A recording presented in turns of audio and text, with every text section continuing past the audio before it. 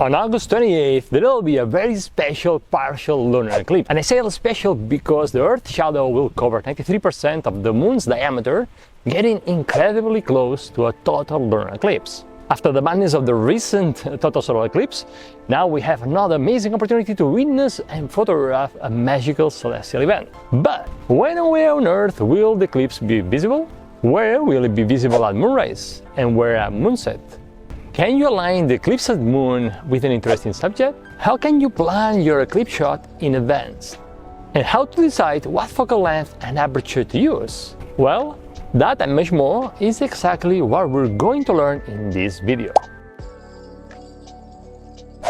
Well, to plan your partial eclipse shot, go to PhotoPills, go to the planner, and now the first thing you will do is to choose the eclipse. So tap on the map settings button here, tap on the eclipse calendar, and choose the partial lunar eclipse that occurs on August 28th, 2026, this one, and switch off the sun because we don't need the sun to plan the lunar eclipse, and go back to the map. Now, where on Earth the eclipse is visible? You zoom out.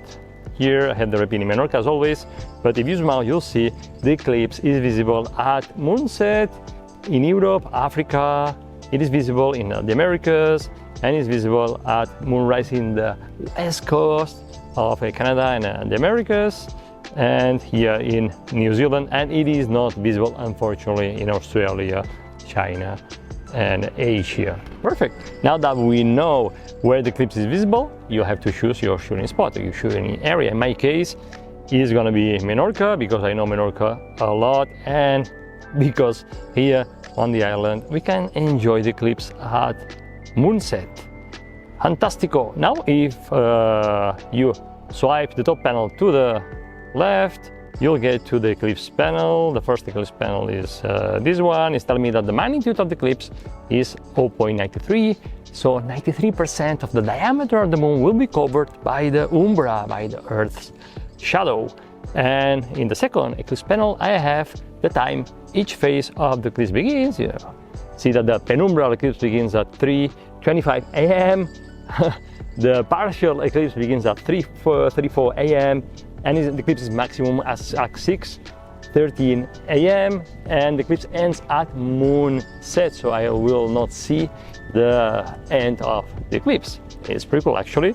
If I change the time using the time bar, you see on the top panel how the this red dot moving on the moon is the Earth shadow, and almost cover completely the disk of the Earth shadow.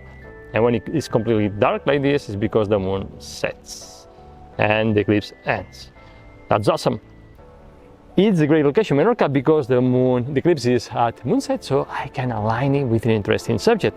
So based on the eclipse direction at moonset, immediately the Artrutx Lighthouse comes to my mind, so I'll bring the red pin here in where the Artrutx Lighthouse is. Actually, what I'll do is I find the lighthouse, my subject, and I'll go to panel number 2, and I'll tap on the button on the panel, yeah, this one, to make the black pin appear, and I'll place the black pin right where I want the moon to be, eclipse moon in this case.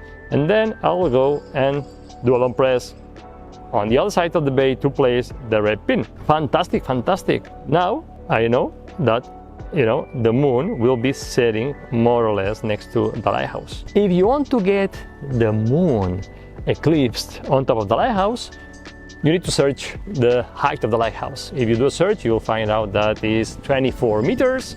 So all I have to do is to change the time until the top panel is telling me that the moon height 34 meters. So I'll do change the time until, let's say, the moon height is around 36 meters because I want the center of the moon to be higher. In brackets, you have the diameter of the moon, more or less 2.5 meters, so it's going to be a really nice moon.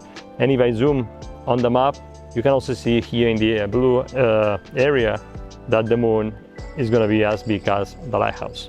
Okay, I have the moon height at 36 meters, so all I have to do now is to align the moon with the red pin, with the black pin, or the lighthouse in this case, just by moving my shooting spot a bit north until it is completely aligned. a trick here. If you tap on the plus button and you tap on the expand azimuth lines button, this one, and you swap the pins, perfect, and you place the blood pin on the dashed line and you swap back. Now you have aligned immediately the moon with the lighthouse. And as you see again, the moon is going to be pretty big, 2.5 meters is this band here you see on the map, as big as the lighthouse almost. The moon height still is 36.8 meters, which is pretty cool. Shooting distance, 274 meters. That is fantastic. What's the natural light I'll have at the time of the shooting? You find this information on panel number 3. The elevation of the sun is minus 8.81. This is during the nautical twilight, so you're gonna have to use bracketing to get the eclipse moon correctly exposed and the far around. So or take exposure for the eclipse and then another exposure for the lighthouse, because there is not ambient light.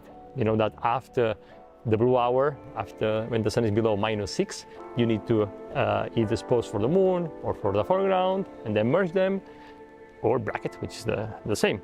Perfect. And what's the phase of the eclipse I'm gonna have here? Well, I'm gonna have at this time of the shooting, the map has disappeared. This time of the shooting, you see it here, it's a really partial eclipse, it's super eclipsed. So it's gonna be a super tiny shape like this of the moon, which I think is gonna be amazing. Plan the focal length and the aperture, the depth of field, because I want to have, if I focus on the lighthouse, I want to have the eclipse moon already also in focus. So I'll tap on the map layers here, and I'll switch off the depth of field map tool, because this allows me to plan both the field of view and the depth of field. Go back to the map, and now at the top, under the top panel, you have options where you can choose your camera. I'm gonna choose the Nikon Z6 full frame. 24 millimeters is too wide, so I think I'll go to, let's say, 200, so I can see how the field of view looks like.